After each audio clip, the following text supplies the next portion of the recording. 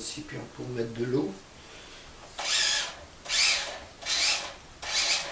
L'eau a reposé un certain temps, ce qui fait qu'elle a perdu une partie de son chlore. Voilà, donc pour faire un pain, donc, je prends 350 grammes d'eau.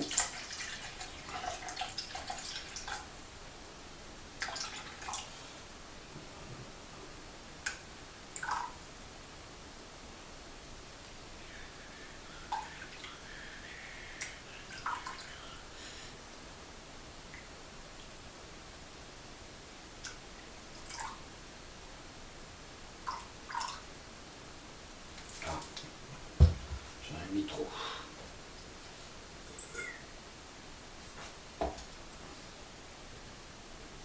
Voilà, 350 grammes. Et je vais mettre dans la cuve de la machine à pain.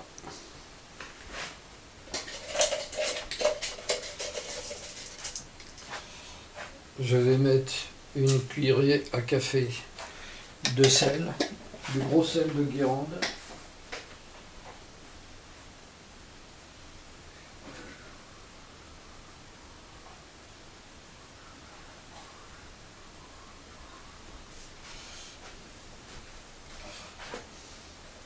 Je vais mettre une cuillerée à café de sucre en poudre, bio de préférence. Voilà.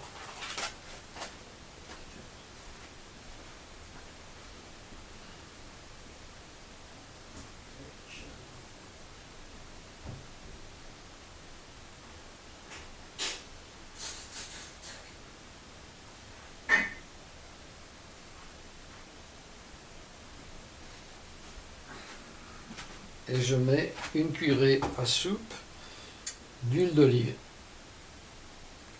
Et voilà. Alors voilà pour les liquides.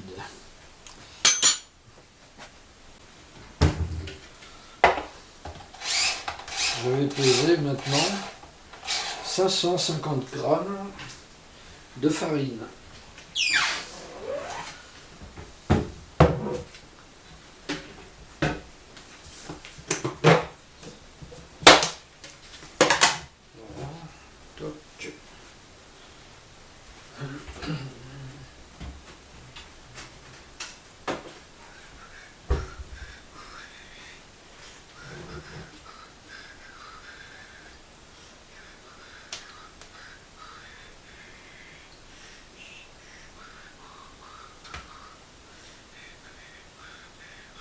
C'est un mélange de farine complète ou semi-complète et de farine ordinaire, mais c'est de la farine bio.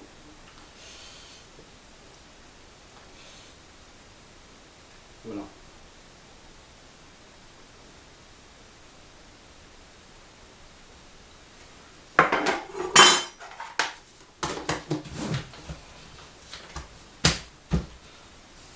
Et je vais mettre cette farine dans la cuve.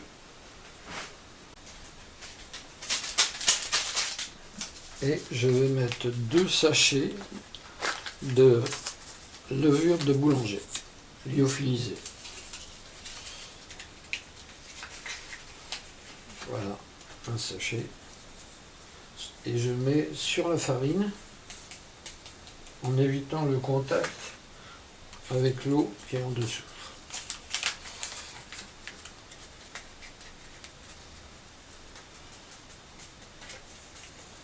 Toc, et voilà. C'est très simple. Alors après, on ferme le couvercle. Je règle sur 10, qui est marqué pâte. J'allume la machine. Voilà. Je vais jusqu'à 10. Donc elle est réglée sur pâte. Et j'appuie pour démarrer. Et voilà, le pétrissage va se faire tout seul. Et la première levée va se faire toute seule.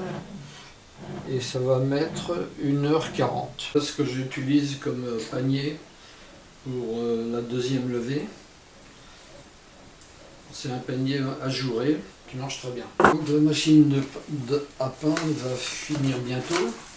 Alors, donc il faut fariner le plan de travail. Tac. Et fariner ainsi le panier qui va servir pour la deuxième levée. Là, surtout partout, voilà, comme ça. Parce que si la pâte est un peu est pas assez épaisse, ça risque de passer par les trous. Donc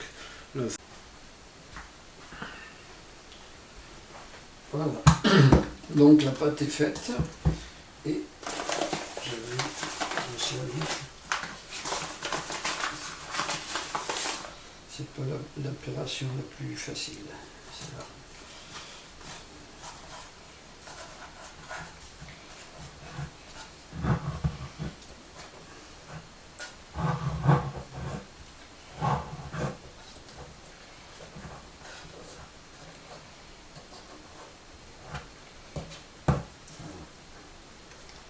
Parce que le but est d'enlever les ailettes qui permettent le pétrissage.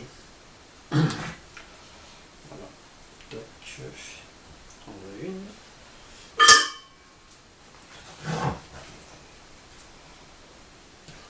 Il faut enlever la pâte du moule, je sais pas comment ça, de la cuve. Voilà.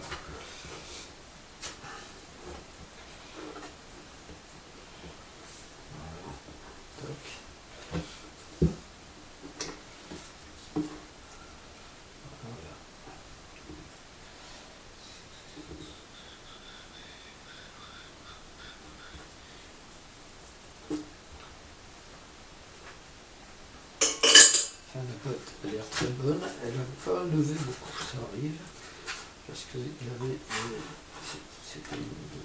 c'est une pâte semi-complète. Voilà.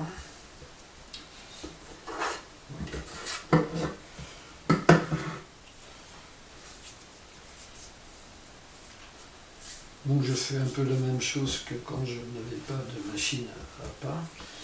Je faisais plusieurs plis comme ça. Toc. Voilà. Après, il faut faire un peu un mouvement comme ça. Voilà. Comme ça devrait aller. Donc, voilà. J'appuie un petit peu, pas beaucoup.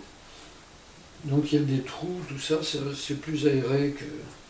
C'est pas mal aéré.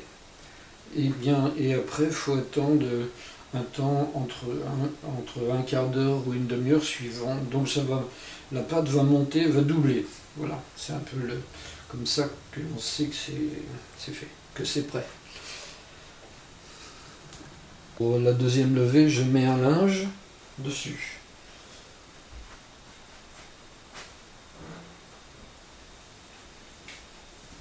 Une serviette de cuisine, pas très belle, mais elle remplit son office.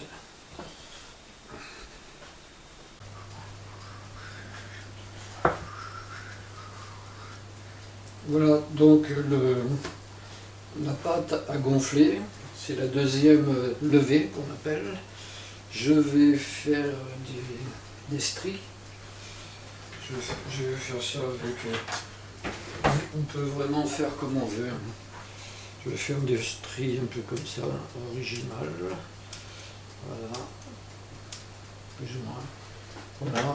Je vais attendre un peu que le four chauffe, car j'ai oublié de le mettre en marche. Il faut quand même 5 minutes. Voilà, donc c'est vraiment le moule est vraiment impeccable parce qu'il peut resservir plein de fois. Voilà, et pas cher. Ah oui, je prends un papier absorbant. Voilà. Et on le trempe dans l'eau. Et on met comme ça, on humidifie la surface. Enfin, je crois que le but c'est que la croûte soit pas trop dure. Ce qui arrive. Alors il faut faire des expériences pour. Attention de ne pas se brûler. Alors mon four ne marche pas bien parce que il a tendance à chauffer un peu le dessus du pain.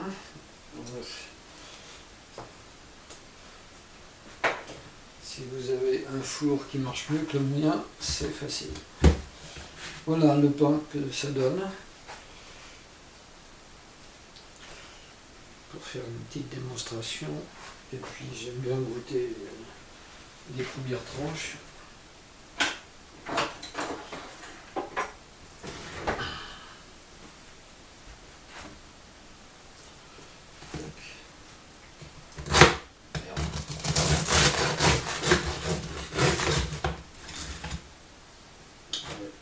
Là, je l'ai coupé un peu trop tôt. Bien sûr.